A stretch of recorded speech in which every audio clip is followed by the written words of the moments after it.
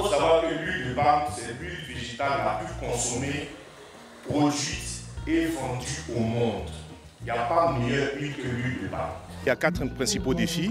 Le premier défi, c'est un défi de main-d'œuvre. Aujourd'hui, il y a une pénurie de main-d'œuvre au niveau local. Le deuxième défi, c'est accélérer la productivité des régimes et l'huile. Justement, il faudra avoir des semences beaucoup plus améliorées à haut rendement. Ensuite, le troisième défi, c'est un défi sur le prix de l'engrais et le prix d'achat du palmier à huile. Et pour finir, le quatrième et dernier défi, c'est un défi du foncier rural. Le foncier rural est très important. Si vous n'avez pas de terre, vous ne pouvez pas avoir de production. Et il faudrait simplifier aujourd'hui toutes les procédures d'obtention des titres fonciers pour les planteurs.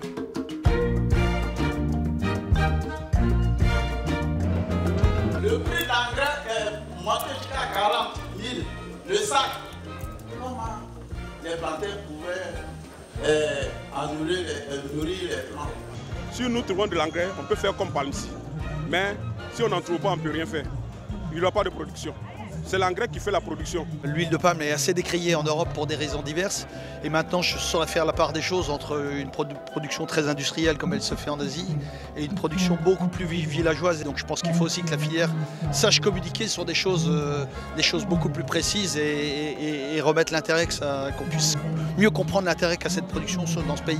Encourager l'ensemble des initiatives des planteurs de palmiers à huile. Il y a encore beaucoup de choses à faire. Il faut que nous les aidions à augmenter leurs rendements. On en a parlé, ils ont des rendements qui tournent autour de 4, 5, 6, 7%, alors qu'ils pourraient aller jusqu'à 12, 15, 18%. Nous devons les accompagner dans cette démarche-là.